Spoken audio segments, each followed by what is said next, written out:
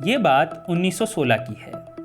कलकत्ते के presidency college में हिस्ट्री के प्रोफेसर एडवर्ड फर्ले ओटन हिंदुस्तानी स्टूडेंट्स के साथ बुरा बर्ताव करते थे और बिना वजह सज़ा दे दिया करते थे। एक बार वो भारत और भारतीयों को बुरा भला कह रहे थे, जिससे नाराज़ होकर एक स्टूडेंट ने कॉलेज में ही उनकी पिटाई कर दी। जाहिर है स्टूडेंट को कॉलेज से निकाल दिया गया, लेकिन उस लड़के में इसके बाद देश प्रेम का वो जज्बा पैदा हुआ जिसकी मिसाल कम ही मिलती है। ये लड़का था नेताजी सुभाष चंद्र बोस। उन्होंने बाद में लिखा कि इस वाक़ये ने उनकी ज़िंदगी को एक नया रास्ता दिखाया था। जंगे आज़ादी की बात आती है तो हम अक्सर ये भूल जाते हैं कि इसमें स्टूडेंट्स का क्या रोल रहा। कॉलेज या यूनिवर्सिटी ही वो जगह होती है जहाँ से हिंदुस्तानी क्रांतिकारी जन्म लेते थे। नेताजी ने तो इस पर ख़ास ध्यान दिया था कि स्टूडेंट्स की इस ताकत का सही इस्तेमाल हो। स्टूडेंट्स को पहली बार एक पार्टी की शक्ल AISF की शक्ल में 1930 में दी गई थी, 1930 की दहाई में दी गई थी। और इसके शुरू करने वालों में अंसार हरवानी लिखते हैं कि इसके पीछे जो ख़ास सोच थी वो नेताजी सुभाष की ही थी। अंसार की माने तो जहां एक तरफ ज़्यादा उम्र के हिंदुस्तानी गांधी जी के साथ खड़े थे, वहीं स्टूडेंट्स और जवान भारतीय सुभाष को ही अपना नेता मानते थे। ये AISF ही था जिसके बारे में अंग्रेज़ों को भी लगता था कि वो कांग्रेस और मुस्लिम लीग की पॉलिटिक्स से आज़ाद होकर एकता के साथ अंग्रेज़ों से जंग कर रहा था।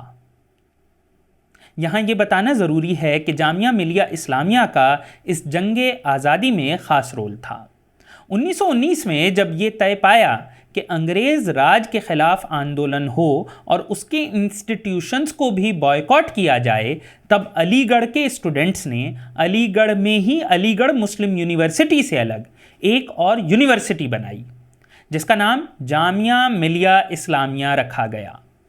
इसके पहले केमिस्ट्री के टीचर ख्वाजा अब्दुल हमीद, जिन्होंने बाद में सिप्ला नाम की कंपनी बनाई, एक स्टूडेंट की हैसियत से इलाहाबाद यूनिवर्सिटी के कॉन्वोकेशन के दौरान गवर्नर का रास्ता रोकने और काले झंडे दिखाने के लिए पहले ही गिरफ्तार हो चुके थे।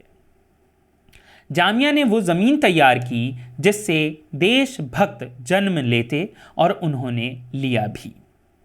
कॉन्वोकेशन की बात आई है तो 1931 का पंजाब यूनिवर्सिटी का कॉन्वोकेशन याद आना लाजिम है।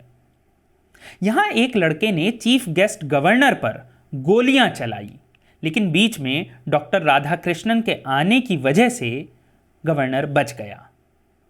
लड़के को फांसी की सज़ा हुई।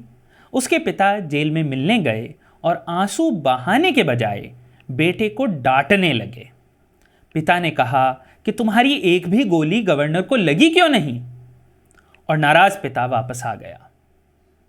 ये लड़का जो फांसी के तख्ते पर चढ़ा हरि किशन तलवार था, जिसके भाई भगत राम तलवार को नेताजी सुभाष का अफगानिस्तान में साथ देने के लिए याद किया जाता है। सिर्फ यूनिवर्सिटी ही नहीं, मदरसों में भी स्टूडेंट्स मुल्क के लिए लड़ रहे थे।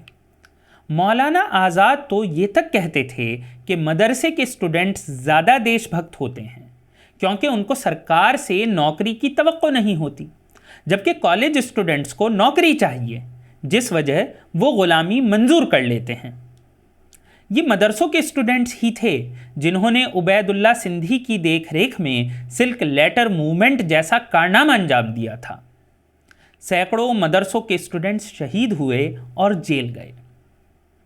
मौलाना आज़ाद का हिज़्बुल्लाह मदरसा स्टूडेंट्स का ही मूवमेंट था, जिसमें सैकड़ों नौजवानों ने मुल्क के लिए जान देने की कसम खाई थी।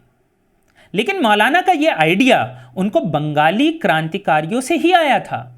औरबिंदो घोष एक स्कूल चला रहे थे जहां हिंदू धर्म पढ़ाया जाता था और साथ ही देशभक्ति की शिक्षा होती थी। CID रिपोर्ट कहती है कि आज़ाद का मदरसा उसी तर्ज पर था। ये याद रहे, आज़ाद औरबिंदो को अपना गुरु मानते थे।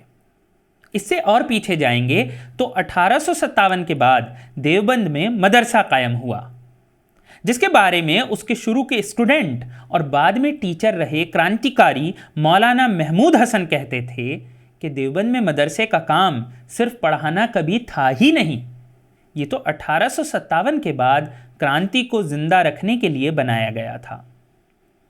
कोई अचंभा नहीं कि सरकार ने कई बार इस मदरसे की भी जांच कराई। इंडिया हाउस, जो श्यामजी कृष्ण वर्मा ने 1905 में लंदन में बनाया, उसका काम ही स्टूडेंट्स को फेलोशिप देकर इंग्लैंड लाना और वहाँ क्रांति की ट्रेनिंग देना था। सावरकर, मदन लाल ढींगरा, बिपिन चंद्र पाल, लाला लाजपत राय, हैदर रजा, अली खान, असफ अली, चट्टोपाध्याय सरीखे क्रांतिकारी इसी इंडिया हाउस से निकले थे। एक बार फिर वापस नेताजी सुभाष पर आते हैं। वो जानते थे कि स्टूडेंट की ताकत क्या है। उनका जर्मनी से जो साथी आबिद हसन पनडुब्बी में जापान तक आया था, वो एक स्टूडेंट ही था। मुल्क से जाने से पहले 1941 में वो अंसार हरवानी को ये कहकर गए थे कि मुल्क के स्टूडेंट्स को मुल्क के अंदर एक बड़ा आंदोलन करना है और इसकी तैयारी वो करें।